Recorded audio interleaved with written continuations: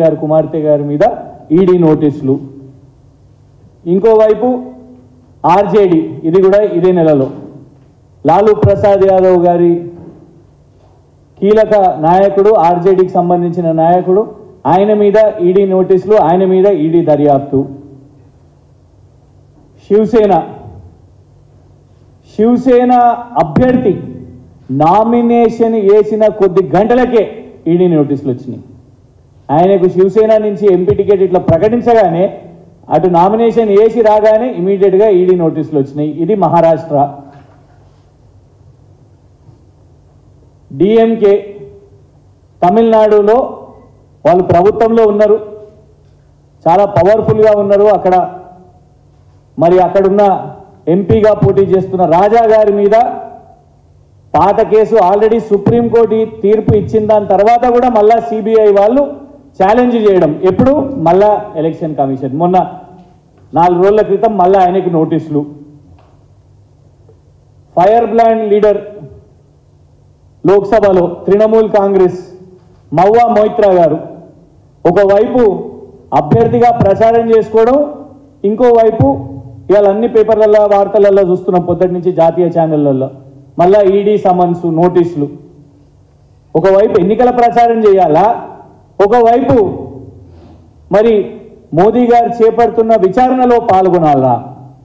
తృణమూల్ కాంగ్రెస్ అభ్యర్థి ఆమె కృష్ణానగర్ కాన్స్టిట్యుయెన్సీలో అక్కడ ప్రచారం చేస్తుంటే ఈడీ వాళ్ళు ఢిల్లీకి రావాలని, టైం వేస్ట్ చేయాలని, అభ్యర్థిది డైవర్ట్ చేయాలని, బురద జల్లాలని, మొత్తం పార్టీ అంతా కూడా దాని మీదనే మాట్లాడాలని.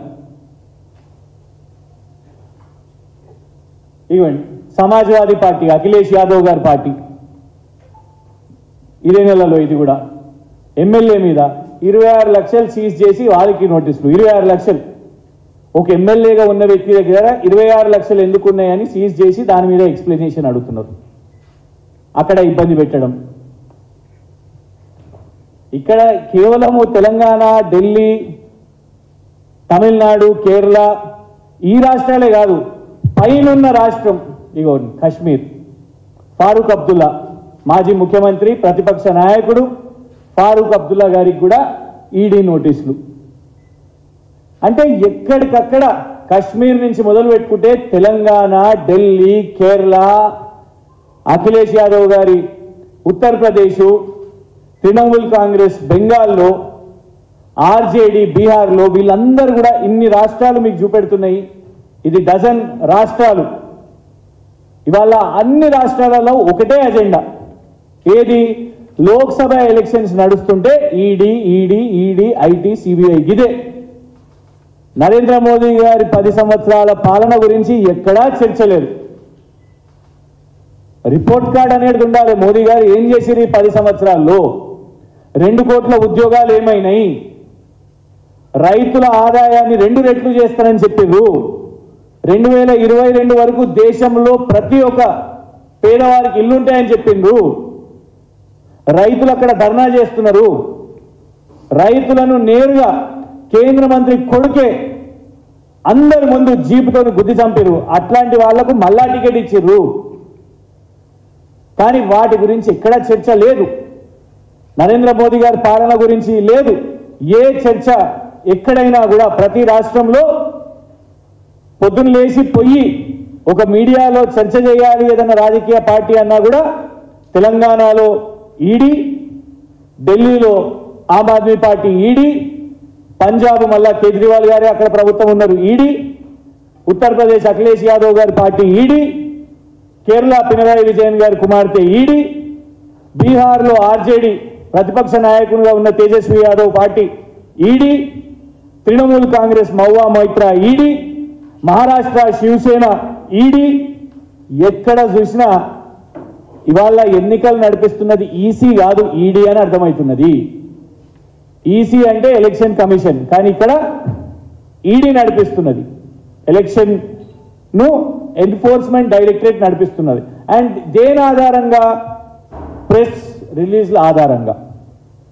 మీరు గమనించండి, బండి సంజయ్ గారేమో కవిత గారి మీద 10,000 కోట్ల కుంభకోణం అని చెప్పి, ఎల్జీ లెఫ్టినెంట్ గవర్నర్ ఏమో 1000 కోట్ల కుంభకోణం అని చెప్పి. కనీసం ఒక ఫిగర్, ఒక నంబర్కైనా రండి మీరు. మొన్న ఈడీ వాళ్ళు ఏమని చేసారు? 100 కోట్లు అని చెప్పారు. ఎక్కడున్నాయి చూపెట్టండి. ఇవన్నిటి ప్రతిపక్ష నాయకులు, దేశంలో ఉన్న ప్రతి ఒక్క ప్రతిపక్ష నాయకుల మీద ఇవాళ కేవలం ఆరోపణలే. వీళ్ళందరూ ఈడీలో చక్కర్లు కొట్టాలంట, ఈడీ కార్యాలయాలకు పోవాలంట, ప్రచారంలో ఉండొద్దంట. కానీ మరి ఒకవేళ దాని ఆధారంగానే ఇవాళ తీసుకోవాలనుకుంటే ఇది ఈడీ ప్రెస్ రిలీజ్. గతంలో సుజనా చౌదరి గారు భారతీయ జనతా పార్టీ నాయకులు కదా, ఈడీఏ ప్రెస్ రిలీజ్ చేసింది. ఏమని? 6,000 కోట్ల బ్యాంక్ ఫ్రాడ్, 6,000 కోట్ల బ్యాంక్ ఫ్రాడ్ అని ఈడీ ప్రెస్ రిలీజ్ చేసింది. మరి అయిందా? అరెస్ట్ అయిందా? ఇట్లా ఇవాళ ఇంతమంది నాయకులు జైళ్ళల్లో ఉన్నారు కదా, బెయిల్ రాకుండా మేము ఇవాళ పోరాటం చేస్తున్నాం కదా, మరి ఎందుకో కాలేదు. 6,000 కోట్ల కుంభకోణంలో ఈడీఏ ప్రెస్ రిలీజ్ చేసింది. హై వాల్యూడ్ లగ్జరీ కార్స్ వాటిని సీజ్ చేస్తున్నాము అని కూడా వాళ్ళు చెప్పారు. ఇన్ రికవరీ ఏమైనా ఈ కేసులన్నీ వాళ్లకు లొంగుతేనేమో వాళ్ళ పార్టీలో ఉంటారు, ఎలాంటి అరెస్టులు ఉండరు. కానీ ఇంతమంది ఇన్ని రాష్ట్రాల నాయకులు లొంగకుండా నరేంద్ర మోదీ గారి పార్టీ మీద పోరాటం చేస్తున్నారు కాబట్టి, ఎన్నికల్లో పోటీ చేస్తున్నారు కాబట్టి, ఇవాళ ఎన్నికల సమయంలో ఇవన్నీ కూడా మీకు చూపెట్టినవి కూడా మీకు కాపీస్ ఇస్తాము. అన్ని కూడా ఇప్పుడు ఎలక్షన్స్ నడిపిస్తుంటే ఇప్పుడు జరిగినవి, ఇవేవి కూడా గత నెలవి కావు, గత సంవత్సరానికి కావు, ఎప్పుడు పాతవి కూడా కాదు. ఇవన్నీ కూడా ప్రస్తుతం ఇప్పుడు వీళ్ళ క్షేత్రాల్లో, వీళ్ళ రాష్ట్రాల్లో లోక్సభ ఎన్నికల్లో కొట్లాడుతున్న సమయంలో మహువా మొయిత్రా గారి అయితే ఇవాళనే ఇప్పుడు మార్చ్ 28 వారికి ఈడీ సమన్స్. అంటే ఎట్లా వీళ్ళను లోక్సభలో రాకుండా చేయాలి, ఎట్లా అజెండా మార్చేయాలి, అజెండా సెట్టింగ్ అని అంటారు కదా, మోదీ గారు చేస్తున్నది కూడా ఇవాళ సెట్ చేస్తున్నది. తెలంగాణ ప్రజలు గమనించాలి, దేశ ప్రజలందరూ గమనించాలి. ఈ ఈడీ కొట్లాటలు ఇవన్నీ అనేటివి కోర్టులలో చూసుకుంటారు. కానీ కోర్టును ఎలక్షన్స్ ను ఒకటే సమయానికి తీసుకొని వచ్చి ఇవాళ ఎలక్షన్ సమయంలో ప్రజల అజెండా కాకుండా, ప్రజలకు నీటి సమస్య ఉంటే నీటి సమస్య కాకుండా, రైతులకు సమస్య ఉంటే రైతుల సమస్య కాకుండా, ఏ రాష్ట్రాల సమస్యలు కాకుండా, ఇవాళ డీలిమిటేషన్ అయితే తెలంగాణ రాష్ట్రానికి దక్షిణ రాష్ట్రాలకు ఎంత అన్యాయం జరుగుతుందో ఆ చర్చ రాకుండా, ట్యాక్సుల్లో ఏ రాష్ట్రానికి వాటా ఎంత అనే చర్చ రాకుండా, హైదరాబాద్కు వరదలు వస్తే ఒక్క పైసా ఇయ్యని భారతీయ జనతా పార్టీ అని ఎలక్షన్స్ లో చర్చ రాకుండా, ఇవాళ ఈ చర్చ వస్తుందా? భారతీయ జనతా పార్టీ వాళ్ళు ఇక్కడ పోటీ చేస్తున్నారు, ఓ మాకు ఇన్ని సీట్లు వస్తాయి అన్ని సీట్లు వస్తున్నాయి అని చెప్తున్నారు. కానీ ఏం చేసింది భారతీయ జనతా పార్టీకి తెలంగాణ? ఎక్కడ వస్తలేదు. ఎందుకు? నరేంద్ర మోదీ గారు ఇక్కడికి మొన్న ప్రచారానికి వచ్చినప్పుడు ఏం మాట్లాడారు? జగిత్యాల్లో ఈడీ గురించి మాట్లాడారు. మొన్న అసెంబ్లీ ఎన్నికలు వచ్చినప్పుడు కూడా కేసీఆర్ గారిని బెదిరించిపోయారు, మీ సంగతి తెలుస్తాం, జైల్లో వేస్తాం అని. ఇవాళ చేస్తున్నది వాళ్ళు అదే. ప్రజాస్వామ్యాన్ని, ప్రతిపక్ష నాయకులను దేశవ్యాప్తంగా అందరినీ కూడా జైలు లోపల పెట్టి ఎలక్షన్ గెలుస్తాము అని నరేంద్ర మోదీ గారు వన్ సైడ్ గా ప్రజాస్వామ్యాన్ని ఖూనీ చేస్తున్నారు. ఎక్కడున్నది ప్రజాస్వామ్యం?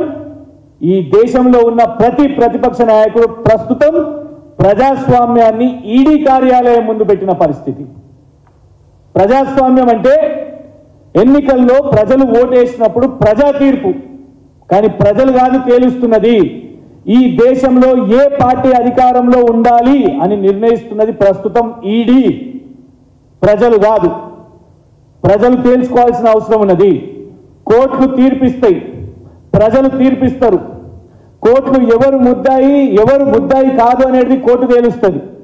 కానీ అది తేల్చక ముందు, ప్రజలు ఓటేయక ముందు ఈ దేశంలో ప్రతి ఒక్క పౌరుని మైండ్ మీద నరేంద్ర మోదీ గారు, ఈ దేశంలో ఉన్న ప్రతి నాయకుడు ఇట్లాంటి ఒక చిల్లర మల్లర ఆరోపణలు వేసి మైండ్ని ఫిక్స్ చేసే ప్రయత్నం చేస్తున్నారు, అజెండాని ఫిక్స్ చేసే ప్రయత్నం చేస్తున్నారు. వాళ్ళు ప్రచారం చేయకుండా వాళ్ళ పార్టీలు, వాళ్ళ కార్యకర్తలు రోజు ఇట్లా ప్రెస్ మీట్లు పెట్టి మాకేం సంబంధం లేదు ఈడీతోని, మేము కోర్టుతో కొట్లాడతాం, కోర్టులో పోరాటం చేస్తాం, న్యాయ పోరాటం చేస్తాం. మా నాయకులు కేటీఆర్ గారు పోయి అక్కడ, మా నాయకురాలు అక్కడ జైల్లో ఉన్నది కాబట్టి వారి సొంత చెల్లె జైల్లో ఉన్నది కాబట్టి మా వర్కింగ్ ప్రెసిడెంట్ అక్కడ బిజీ ఉండాలి, కేసీఆర్ గారు ఒంటరి కావాలి. ఇట్లా ప్రతి ఒక్కళ్ళను కూడా ఆ నాయకుల కీలకంగా ఉన్న ఆ పార్టీలో ఉన్న నాయకులను ఇవాళ అరెస్ట్ చేసి వాళ్లకు నోటీసులు ఇచ్చి